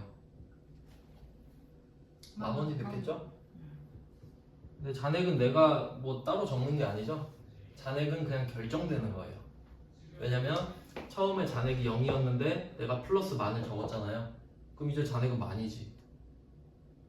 근데 이게 회계 프로그램으로 넘어가면 자동으로 지가 구하고 있죠, 잔액을 항상. 그러니까 우리는 이런 거 잔액을 신경 안 쓰고 무조건 플러스냐 마이너스냐만 적으면 돼. 이해되시나요? 그럼 예를 들어보죠. 그럼 방금 봤던 6번 문제 보시면 제품 3,250만 원이 소실됐잖아요. 그럼 마이너스 3,250이 된 거죠, 제품이. 그러니까 그걸 적은 거잖아요. 그러면 잔액은 그만큼 줄어 있겠죠. 그럼 컴퓨터가 계속 구하고 있을 거고. 그런 느낌이라는 거예요. 이해되시죠? 그러니까 붕괴를 하는 건 무조건 증가량 감소량입니다. 변화를 기록하는 거예요. 늘었든 줄었든. 그럼 잔액은 그거 항상 계속 반영되고 있는 거 알아서. 내가 잔액을 따로 만들 필요는 없습니다. 컴퓨터한테 맡기면 되는 거예요. 자, 그럼 이걸 이해하셨으면 그러면 그게 수동결산이에요. 내가 붕괴를 직접 하는 게 수동결산이에요. 아시겠죠? 근데 자동결산도 있잖아요. 자동결산은 그 원래 붕괴를 내가 해줘야 되는데 컴퓨터에다가 붕괴를 안 하고 숫자만 적으면 지가 알아서 붕괴를 해주는 게 자동결산이에요. 그러면 이거 두 개를 구분해서 좀 볼게요. 이 문제를 보죠. 그럼 7번 문제를 보시면 결산일 현재라고 되어 있죠. 왜냐면 제가 결산이라고 써놨으니까 이 문제는 12월 31일입니다. 그러면 뭘 먼저 파악해야 되냐면 자, 취득 단가, 원재료, 제품, 상품 3개 있잖아요. 그러면 원재료부터 볼게요. 원재료 1,500원. 얘는 1,500원에 산 겁니다. 그리고 장부상 기말재고가 6,500이고 실산 기말재고가 6,200입니다. 여기서 차이가 나는 게 중요한 거예요. 그러니까 왜 차이가 날지 생각해 볼게요. 그럼 내가 장부에 보니까 6,500개가 있어야 되거든요, 원재료. 근데 창고에 갔어. 세봤어요. 6,200개밖에 없는 거야. 그럼 이거 뭐 누가 훔쳐갔을 수도 있고 뭐 깨졌을 수도 있고 뭐 그런 분실의 사유가 있을 수 있겠죠. 그러니까 재고자산은 이렇게 좀 판단하시면 되는데 자, 재고자산은 어떻게 판단을 하냐. 같은 게 여러 개 있거든요, 재고자산의 특징은. 그래서 수량을 판단해주고 단가를 판단해주면 이 두 개를 곱하면 재고자산 가액이 되는 겁니다. 예를 들어서 내가 100원짜리 물건이 있는데 10,000개를 갖고 있어요. 그럼 100원 들었고 그 다음에 10,000원, 10,000개 있으니까 곱하면 100만원 되죠? 그러니까 이렇게 구하면 된다는 거예요. 그러니까 수량과 단가를 하나씩 구분해 주셔야 되는데 그럼 보니까 수량은 300개가 줄어든 거죠. 그래서 얘는 뭐 이렇게 할까요? 화살표를 왼쪽에서 오른쪽 해서 마이너스 300개.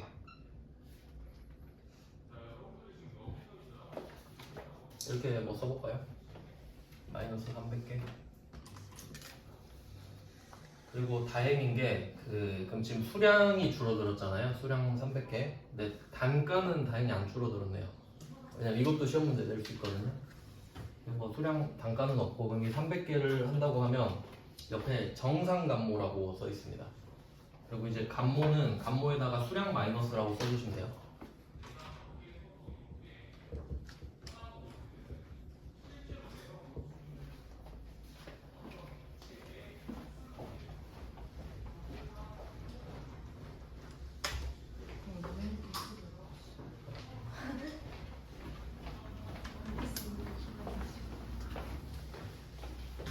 네, 간모에다가 수량 마이너스라고 쓰셨죠. 그래서 참고로 이거는 그 이해할 수 있게 그냥 말씀을 드리면 가격이 떨어질 수도 있잖아요. 가격이 뭐 좀 유행이 지나서 가격 떨어질 수도 있는데 이제 그건 이제 평가 손실이라고 해요. 평가 손실은 단가가 떨어지는 경우예요. 이건 그냥 참고만 하세요. 여러분 시험에 내지는 않을 건데 그러니까 두 가지가 있다는 거지. 기말의 이슈가 수량이 줄어들 수도 있고 단가가 줄어들 수도 있구나. 그러니까 정확히 말하면 여기 정상 간모에다가 이것까지 그래도 참고로 좀 써두시면 좋아요. 손실이라고. 간모 뒤에 손실 이렇게 하나 써놓읍시다. 늘어나면 어떡해요? 그럴 리는 없어요. 그 만약에 막 비품 같은 거 네. 생산하려고 재료를 샀는데 재료가 원래 있어야 될 더 많아서?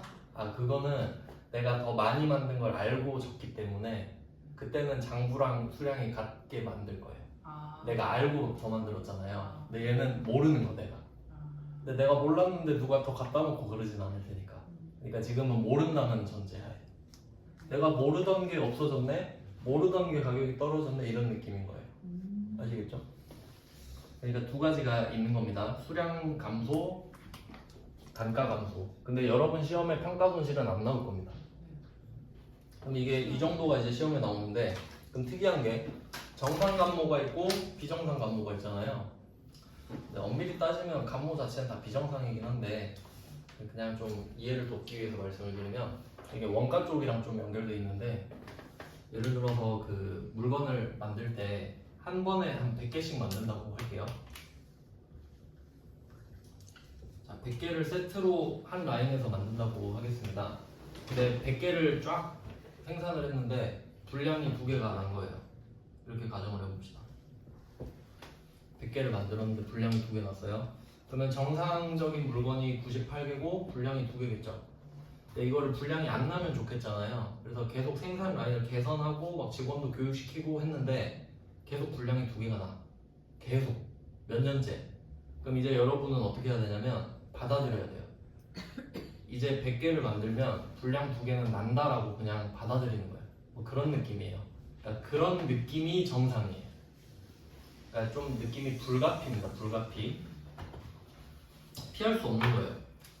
그래서 감모 중에서도 정상 감모가 있고 비정상 감모가 있는 거죠.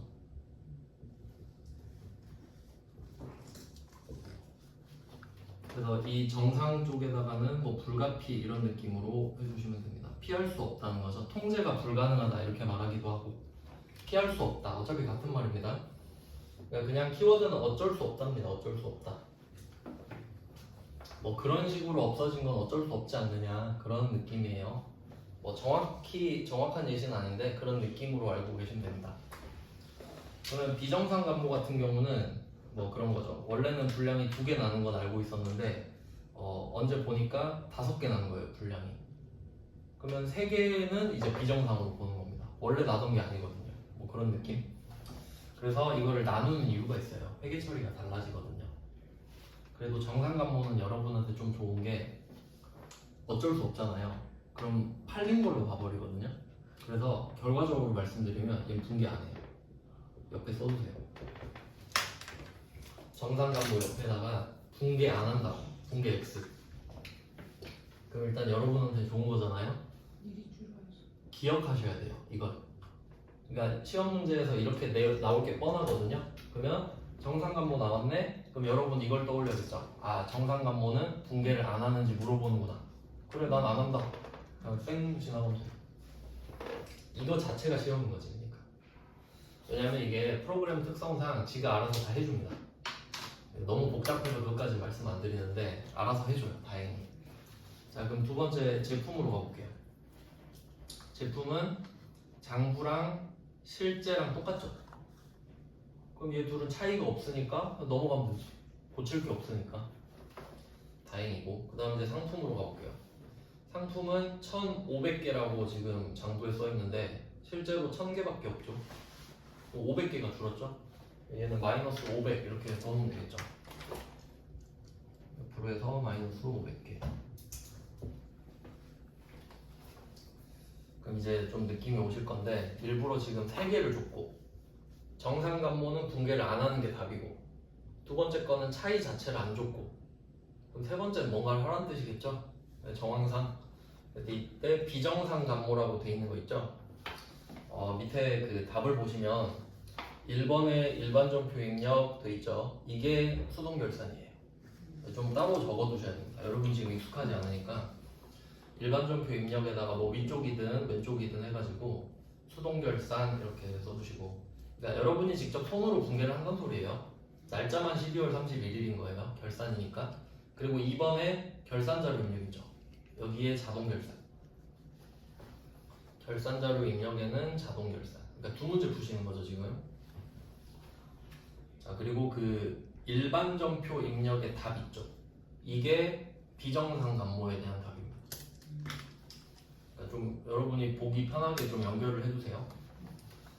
일반전표 입력 답 그 왼쪽에 재고자산 감모 손실, 오른쪽에 상품 이렇게 적혀있는 붕괴 세트가 비정상 감모에 대한 답이에요. 그럼 이 500만 원이 답인데 어떻게 나왔는지 적어두시면 좋겠죠. 500개가 줄었잖아요. 500개 곱하기 이 상품이 한 개당 10,000원이죠. 그럼 10,000원짜리도 500개 줄어들었잖아요. 그러니까 이 재고자산 감모 손실 500만 원에다가 500 곱하기 10,000 이렇게 써도 돼요. 500 곱하기 10,000원. 그래서 지금 일단 이 문제에서 물어보고 싶은 거는 감모가 나왔는데 정상 감모는 아무것도 안 하는 게 답이다. 비정상 감모는 왼쪽에 재고자산 감모 손실. 이름이 똑같죠? 그러니까 정상 감모는 붕괴를 안 하고 비정상 감모일 때만 재고자산 감모 손실인 거죠. 이걸 물어보고 있는 거예요. 그래서 뭐 재고자산 감모 손실은 비용 플러스라고 써주시면 됩니다. 딱 봐도 그냥 손실이죠. 자산이 줄어들었어요. 그 다음에 대변에 보시면 상품이 500이 줄었어요. 이건 자산의 마이너스겠죠. 자산이 줄었으니까. 근데 적요 8이 붙어 있습니다. 이유는 팔지 않았으니까. 그 대전제가 붙어 있죠. 그러니까 앞쪽에 적용 8이랑 겹치는 겁니다. 7번 문제는. 그러니까 7번 문제가 굉장히 어려운 문제인 거예요. 좀 번거로운 편이죠. 그래서 지금 몇 문제 정도 나와요? 수동결성장 문제점 다. 세 문제 중에서 정말 재수가 없으면 수동 세 문제가 나오고, 보통 회계 1급에서는 많으면 수동 두 문제, 자동은 한 문제씩 주는 것 같아요. 근데 이제 확답은 못 내립니다. 수동 세 문제도 요새 많이 나와가지고. 그럼 일단 그 붕괴에서 비정상 감모 쪽을 봤고요. 그리고 문제에서 이거 하나 좀 표시하고 넘어갈게요. 지금 이 문제에서 그 괄호 안에 보시면은 그 단 기말재고 자산의 시가와 취득원가는 동일한 것으로 가정한 거 써 있잖아요. 그러니까 이게 그 평가 손실이 없다 이렇게 써도 돼요.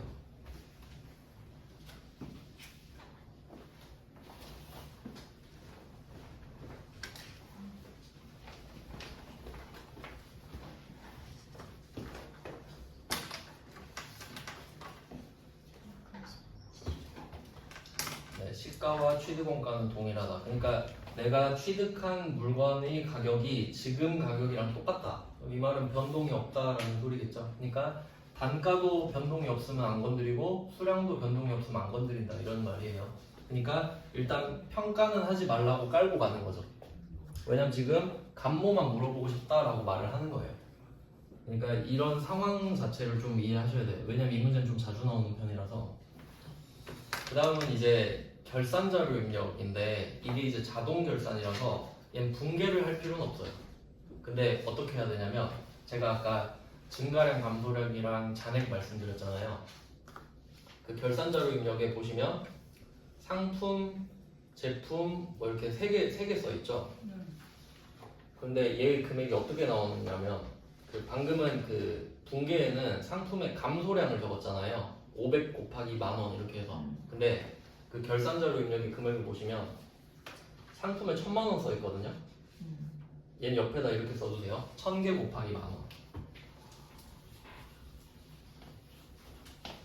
이거 좀 복잡하니까 정리를 좀 해볼게요.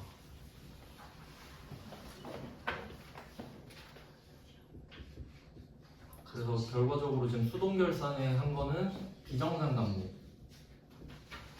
비정상 감모에서 상품 감소량을 적었죠? 상품 감소량. 그럼 지금 이게 줄어든 게 상품이 마이너스 500개 곱하기 한 개당 10,000원. 이걸 우리가 붕괴를 해준 겁니다. 붕괴. 수동결산으로. 그리고 이제 자동결산에는 뭘 할 거냐? 자동결산에는 잔액을 적어요. 잔액. 재고자산 잔액을 적습니다. 그래서 그러면 이 두 개를 어떻게 차이를 이해하셔야 되냐면 원재료, 제품, 상품 세 종류 있잖아요. 그럼 이 중에 차이가 없는 건 붕괴 안 하죠. 왜냐면 붕괴는 증가량 감소량이니까. 근데 결산자료 입력으로 내려와서 자동결산은 잔액을 적는다 그랬잖아요. 그럼 잔액은 무조건 적는 거죠? 잔액이 없는 애들은 없잖아요 지금. 원재료, 제품, 상품 셋 다 잔액은 있지 않습니까? 그러니까 팩트를 적으라는 거예요. 그러면 제가 한번 하나씩 써볼게요. 자, 그럼 원재료는 얼마로 쓸 거냐? 원재료는 지금 얼마가 있나요? 이걸 쓸 거거든요. 그러면 잘 생각해 보세요. 나는 6,500개가 있는 줄 알았죠. 근데 6,200개죠. 그럼 300개를 줄여야 돼요. 그럼 원래 300개를 지금 36페이지예요. 줄여야 되는데 안 해도 된다 그랬죠? 그럼 지가 알아서 줄였어요 컴퓨터가. 300개는 지가 알아서 줄였어. 그러면 지금 있는 거 6,200개죠. 그러니까 원재료는 6,200개 곱하기 1,500원 이렇게 써야겠죠. 그래서 밑에 그 원재료 재고액이 930만 원이 이렇게 나온 겁니다. 그러니까 여러분은 이걸 옆에다 써주시면 되겠죠? 이걸 좀 메모를 잘 하셔야 돼요. 그러니까 얘는 감소량이고 수동결산은 감소량, 그 다음에 자동결산은 잔액. 재고자산만이래요. 재고자산만. 그 다음에 제품도 당연히 잔액은 있겠죠. 변동은 없지만. 얘는 350개 곱하기 1,500, 15,500. 그러니까 다행히 금액까지 바뀌면 난리 나거든요. 그러니까 지금도 충분히 어렵죠. 그래서 평가는 아예 빼고 문제를 낸 겁니다. 그리고 상품은 줄어든 거 반영해서 1,000개 곱하기 10,000원 이렇게 되는 겁니다. 수동결산은 차이가 나는 것만 하기. 잔액은 다 적기. 잔액은 무조건 있으니까. 잔액은 없을 리가 없잖아요. 지금 3개가 다 나왔는데. 그래서 지금은 일단 좀 외워두시면 돼요. 왜냐면 이게 원리를 제가 설명해 드릴 수 있거든요. 그럼 더 심란해질 것 같아요. 네. 그런 것 같아요.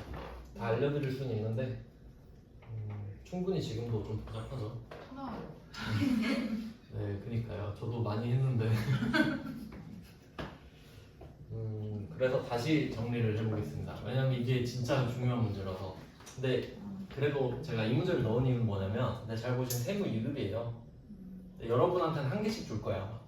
내면 이거 하나 주거나 이거 하나 주거나. 근데 어쨌든 한 문제로 2개 다 대비가 되잖아요. 혹시 재수 없어서 같이 내버려도 붙일 수 있게끔. 네. 그리고 들어보면은 지금은 그래도 또 보다 보면 익숙해져요. 다시 정리하면 상황을 정리해 드릴게요. 그러니까 이거 하는 법도 중요한데 이유를 좀 말씀드릴게요. 다시 이 부분을 이해하시는 게 중요해요. 자, 기말이 왔어요. 12월 31일이죠. 그럼 여러분은 이제 재고자산을 평가를 해야 돼요. 그러니까 내 재고자산이 수량이 안 줄었는지 가격이 안 줄었는지 확인할 거거든요. 그래서 기말에 재고자산 수량 곱하기 단가를 확인합니다. 근데 이 둘 다 늘 리는 없어요. 물론 단가는 올라갈 수도 있는데 그럼 회계처리를 아예 안 하기 때문에 그럼 여기에 대해서 수량이 떨어지는 거는 감모손실이라고 하고 단가가 떨어지는 거는 평가손실이라고 합니다. 여기까지는 이해되시죠? 수량이 줄어들 수도 있고 가격이 떨어질 수도 있잖아요. 그럼 그 두 개를 파악하겠다는 거예요. 근데 이 문제는 대전제로 평가손실은 없습니다 말을 했죠. 왜냐면 사왔던 가격이랑 지금 시가가 똑같잖아요. 그럼 가격은 안 떨어진 거야. 그러니까 그게 평가손실이 없다는 뜻. 여러분 마음을 편하게 해주고 싶은 거죠 지금. 자, 그래서 이 출제자는 저는 감모손실을 낼 거예요 이걸 선언한 거랑 똑같은 거예요. 자, 그럼 이게 수량이 100% 줄었는데 두 개가 있었죠? 정상이 있고 비정상이 있다. 그러면 정상은 내가 받아들일 수 있는 수량이 줄어든 거예요. 그러니까 그냥 이해하고 있는 거야. 아, 원래 그 정도 줄어들지 뭐 이런 느낌이에요. 그러니까 예를 들어 뭐 그 술 회사들 있잖아요. 저기 막 그 양산동에 보면 막 맥주 회사 오비 있고 막 그래요. 근데 그 회사들이 술을 보관하다 팔 거 아닙니까? 근데 술도 그냥 휘발되거든요. 그럼 그런 거는 자기가 감안했을 거 아니에요. 이제 그런 게 정상인 거지. 어느 정도 휘발되더라. 그래서 그 정상은 회계 처리를 아예 안 하죠. 정상은 회계 처리를 안 해. 그러니까 지금 하나씩 쳐내는 거예요. 그럼 정상은 분기 안 해. 그럼 남은 거 비정상은 이게 수동결산이다. 결과 이거예요. 그럼 여러분이 재고자산 기말 문제가 나왔다. 비정상 간모만 찾아. 비정상 간모 어디있지? 어디있지? 없으면 그냥 아무것도 없는 거예요. 왜냐면 정상 간모는 분기 안 하잖아요. 그리고 평가 손실은 문제 안 내요. 여러분한테 시험 범위가 아니에요. 그럼 좀 마음이 편해지나요? 네. 그러니까 비정상 간모만 낼 거야 결국. 그래서 답이 이렇게 감소량만 적어주시면 된다. 근데 중요한 거는 적요팔이 꼭 나와야 돼. 왜냐면 팔지 않았으니까요. 그럼 또 생각할 수 있어요. 그럼 정상은 판 거냐? 판 걸로 봅니다. 정상이니까. 근데 그건 몰라도 상관없지 이제 정상은. 자 그리고 이제 자동결산 쪽으로 오면은 잔액만 쓰면 돼요. 그럼 그냥 있는 것만 적으면 되죠. 그래서 얘는 실제 수량을 적는 거죠. 실제 수량. 이렇게 정리가 되는 겁니다. 하나씩 떼놓고 보면 그냥 그렇게 어렵진 않아요. 근데 그냥 제가 종합 문제 성격으로 이렇게 낸 겁니다. 두 개를 같이 낼 수도 있지만 회계 1급 때도 같이 낸 적이 있거든요. 시험은 항상 보수적으로 대비를 하셔야 돼요. 자 그럼 7번에서 시간을 좀 많이 썼네. 일단 네, 중요한 거라서 7번 좀 시간 써서 설명드렸고 이제 좀 10분 쉬고 이어서 보겠습니다.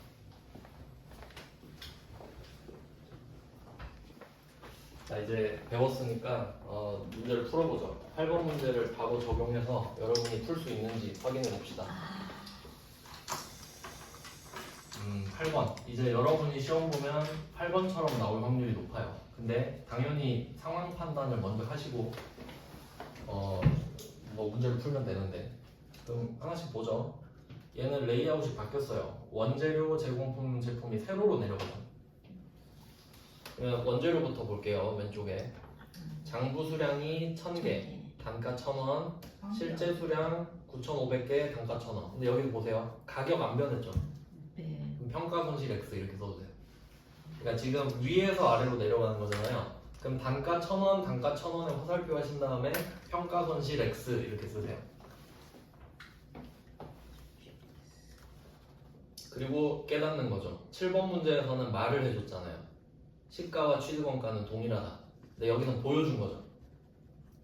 그러니까 7번은 말해주기, 8번은 보여주기. 1,000원, 1,000원 이렇게. 그럼 여러분이 이걸 보고 아 이게 말해준 거랑 똑같구나. 평가 손실은 없다고. 자 근데 수량은 줄었죠. 500개 줄었죠. 그럼 마이너스 500개잖아요. 그럼 이제 여러분은 찾아야 돼요. 비정상 간목. 비정상. 근데 밑에 뭐라고 써 있어요? 단 수량 차이는 모두 정상적으로. 정상 모두 표시하시고 정상으로. 분기 X죠? 분기 없죠? 분기 없다. 그럼 만세 분기 없는 거예요. 뭐 이게 그래서 이 8번 문제는 수동결산 플러스가 없는 겁니다. 이유 아시겠죠? 그러니까 7번과 8번이 사실 똑같은 문제잖아요. 네. 근데 차이는 7번은 비정상 간모가 있고 8번은 비정상 간모가 없지. 그것만 차이가 나는 겁니다. 자 그러면 원재료는 분기 없죠? 그럼 결과적으로 잔액은 적어야 되죠. 잔액. 그럼 잔액은 원재료에다가 따로 적어두시면 9,500 곱하기 1,000원 옆에 950만원 따로 써주시면 되겠죠? 그러니까 차이는 있지만 정상이니까 우리가 분개를 하진 않아. 근데 잔액은 적어야 되니까 그게 9,500개 곱하기 1,000원. 그리고 제공품 제품은 어때요? 그냥 적어줬죠. 받아쓰기 하면 되는 거예요. 근데 차이가 7번은 세무 2급이잖아요. 세무 2급에서는 잔액도 우리가 따로따로 다 곱해야 돼. 그러니까 그 정도 디테일이라고 생각하시면 돼요. 그러니까 7번과 8번을 비교 분석하시면서 정상 간모로 주면 문제가 쉽구나 이렇게 생각하시면 되고 비정상 간모 나오면 7번처럼 풀면 되겠구나. 두 개 묶어서 준비하시면 되겠습니다. 이게 굉장히 중요한 내용이에요. 딱 봐도 문제 내기가 좋잖아요. 그 다음 이제 37페이지로 가볼게요. 37페이지의 9번입니다. 이번에는 제가 답을 다 써놔서 긴장감이 좀 없는데 자동결산이라고 써있죠. 자, 이번엔 또 무슨 스타일인지 볼게요. 세무 2급이죠. 세무 2급. 비교적 최근 문제인데 자, 기말 재고자산의 원재료 제공품 제품이 써 있습니다. 그럼 이거는 잔액이죠, 잔액. 그러니까 자동결산이에요. 잔액을 아예 알려줬잖아요. 근데 이렇게 주면 너무 긴장감 떨어지죠. 그래서 이 문제에서 중요한 거는 2번 추가 정보예요. 자, 그럼 제가 아까 정리한 거 여기다 추가를 좀 해드릴게요. 그러면 지금 두 문제를 보셨는데 패턴이 똑같았어요. 수량 단가가 있고 단가는 안 바뀌었습니다 했고, 수량 감소를 주고 정상이냐 비정상이냐 이런 걸 했습니다. 근데 지금은 이것조차 없는 거죠. 그러니까 얘는 수동결산을 낼 생각이 없는 거예요. 9번 문제는 아예 없는 거예요. 그리고 추가 자료 이렇게 주는데, 그럼 얘는 어떻게 생각하시면 되냐면, 여기서 이론을 좀 확장해 볼게요. 자, 여러분이 수량 단가를 확인하는 방법을 현실적으로 생각해 볼게요. 단가는 서류상으로 파악할 수 있습니다. 얼마에 샀는지 얼마가 들었는지는 그냥 우리가 행정상으로 알 수 있는 거죠. 근데 수량은 어떻게 알 수 있을까요? 창고 가서 세야 되죠. 그럼 문제는 이런 게 있어요. 내 창고에는 지금 없는데 내 거인 것도 있어요. 그런 것도 있을 수 있겠죠. 그러니까 내 물건인데 다른 장소에 있는 경우도 있을 거 아니에요. 그러니까 이 수량을 조심해야 돼요. 수량에는 플러스 알파가 있습니다. 이유는 이 수량은 정확히 말하면 창고 내 수량이거든요. 그럼 플러스 알파는 창고 외 수량이 되겠죠. 그러니까 뭐 굳이 써주시자면 1번 기말재고 자산은 창고 내 재고예요. 창고 내. 그러면 정황상 2번은 어떻게 되겠어요? 옆에 써있죠? 1에 포함되지 않았다. 그럼 창고 외가 되겠죠? 그러니까 이해되시죠? 이런 걸 먼저 이해하는 게 공부예요. 무조건 외우는 게 아니라. 그러면 생각해보니까 창고에 있는 것도 내 거고 창고 밖에 있는 것도 내 거네. 그럼 그걸 찾아보자 이거죠. 이게 시험에 굉장히 잘 나옵니다. 추가 정보의 첫 번째 거부터 한번 볼게요. 이거 시험에 진짜 잘 나와요. 그 도착지 인도 조건 어쩌고 저쩌고 써있죠? 이거 진짜 잘 나옵니다. 무조건 한 문제 나온다고 보셔도 돼요. 이론에 내든 공개에 내든 하나는 꼭 낸다고 생각하시면 돼요. 그럼 제가 이거 그림으로 알려드릴게요. 칸이 넓으니까 확실히 좋기는 하네요. 자, A랑 B랑 거래를 한다고 할게요. 근데 얘는 문제가 뭐냐면 A랑 B랑 거래를 하는데 국내에서 거래를 하는 게 아니고 해외 거래를 해요. 그러니까 배 타고 가요. 엄청 오래. 뭐 그럴 수 있겠죠. 배 타고 가는 거예요. 지금 이렇게 A에서 B로 간다고 합시다. 그러면 내가 만약에 A면 매출이에요. B면 매입이겠죠. 여기까지는 안 어렵죠? 그럼 지금 뭘 하는 거냐면 이런 거예요. A가 B한테 물건을 보냈거든요. 그럼 물건이 바다 위에 지금 있는 거죠. 근데 물건이 바다 위에 떠 있는데 12월 31일이 온 거예요. 결산해야 되죠. 그럼 이 물건 네 거냐 내 거냐 따지는 거예요. 네 걸로 할래 내 걸로 할래? 둘 다 내 거야 하면 안 되죠. 둘 다 네 거야 해도 안 되죠. 그럼 누구 건지 정해야 되는 거예요. 그러면 얘 둘이 만약에 얘가 물건을 12월 30일에 보내는 거예요. 그러면 이 상황이 올 거 알고 있겠죠. 야, 그럼 괜히 애매해지니까 정하고 시작하자. 언제 주인 바뀌는지 정하자.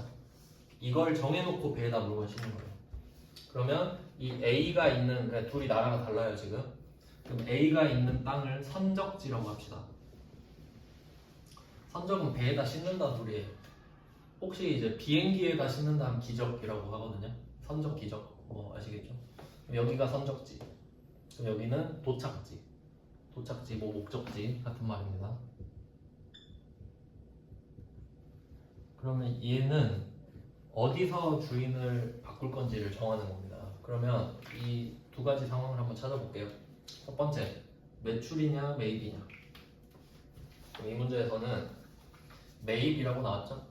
그럼 매입 표시하시고 1번 이렇게 써도 돼요. 판단 근거예요. 난 물건을 샀어. 매입. 그럼 여러분은 B입니다. 그 다음에 두 번째, 어디서 주인을 바꾸는 걸로 할래? 도착지 써있죠? 2번이 선적지냐 도착지냐거든요. 찾았습니다. 그리고 생각할게요. 나는 B야. 물건을 사기로 했어. 근데 물건이 안 오고 바다 위에 떠있죠 지금. 그러니까 창고에 없지 지금. 그럼 이거 내 건가 생각해보세요. 언제 주인이 바뀌죠? 도착해야 바뀌죠. 도착 안 했죠. 그럼 누구 거지? A 거. A 거. 난 B인데 내 거 아니죠? 내 거 아닌데 포함이 안 돼 있어. 가만히 냅두기. 포함이 안 돼야 하는데 포함이 안 됐죠. 그러니까 가만히 냅두기. 그러니까 지금 우리가 알고 있는 게 1번이잖아요. 일반 기말 재고 자산, 원재료, 제공품, 제품 써있죠? 이건 내 창고에서 본 거죠. 그럼 이건 2번이 포함이 안 돼 있는 거죠.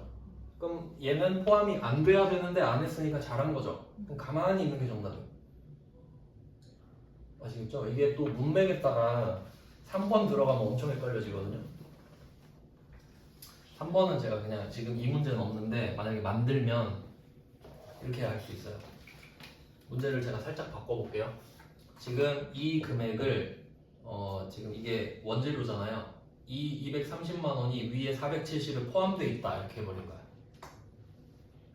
230만 원은 위 1번에 포함되어 있다 이렇게 하면 포함되면 안 되는데 포함했다는 소리죠? 빼란 소리네. 독해 문제입니다. 그러니까 세 개를 다 고려해 문제 풀 수 있는 거야. 그러니까 엄청 중요한 문제죠. 이거 시험에 진짜 잘 나옵니다. 왜냐면 이걸 매출로 바꿀 수도 있고 선적지로 바꿀 수도 있고 포함이 됐어요 안 됐어요 바꿀 수 있죠. 경우의 수가 엄청 많잖아요. 이거 외울 수 없거든. 이해하셔야 되거든요. 근데 저는 이런 게 차라리 낫던데 이해를 하는 게 낫잖아요. 다 외울 수 없고 그냥 이해하는 게 더 낫습니다. 생각을 좀 해보면서. 그럼 문제를 한번 바꿔볼게요. 이게 잘 나오니까 살짝 제가 바꿔보겠습니다. 연습. 생각하는 방법. 혹시 이러면 어때요? 내가 지금 매출이야, 선적지야 이렇게 해보겠습니다. 선적지 인도 조건이고 나는 지금 매출을 했어. 그리고 이 물건은 바다에 떠 있습니다. 내 거. 그럼 천천히 해보세요. 나는 A야. 나한테는 없어. 그러니까 내 창고에는 없는데 선적지에서 주인이 이미 바뀌었어요. 배에 싣는 순간 네 거. 그럼 네 거지 뭐. 그럼 내 거 아니니까 포함 안 하는 겁니다. 이런 거예요. 이거 문제 바리에이션이 엄청나게 많겠죠? 그러니까 이거는 여러분이 이렇게 하나씩 바꿔가면서 생각해 보세요. 3번에 포함이 됐는지 안 됐는지까지. 지금은 포함이 안 돼 있는 거니까 냅두면 정답입니다. 그 다음에 두 번째 거 가볼게요. 얘도 시험에 잘 나옵니다. 근데 얘는 좀 쉬워요. 두 번째 수탁자 나오죠. 수탁자. 얘도 그림을 하나 드릴게요. 이거 두 개가 쌍으로 엄청 잘 나와요. 보통 한 문제에다 같이 집어넣으니까 두 개를 다 정확하게 숙지를 해주셔야 한 문제를 맞힐 수 있습니다. 이것도 그림으로 그릴게요. 위탁자, 수탁자, 제3자 이런 식으로. 말 문제도 엄청 잘 나오고요. 소비자라고 할 수도 있고. 그러니까 3명이 있는 거예요. 3명. 이게 응용되는 문제가 좀 많거든요. 이걸 하나씩 좀 보면은, 자, 위탁은 부탁을 하는 겁니다. 부탁을 하는 사람, 수탁은 부탁을 받는 사람이죠. 그럼 그 부탁은 팔아달라고 부탁하는 거죠. 그럼 이제 보통 위탁자가 나로 나오거든요. 내가 위탁자예요, 보통. 그럼 내가 수탁자한테 물건을 맡깁니다. 여기서 중요한 건 뭐냐면, 여러분이 고려하셔야 될 거, 소유권 이전 시점인 거죠. 소유권 이전 시점.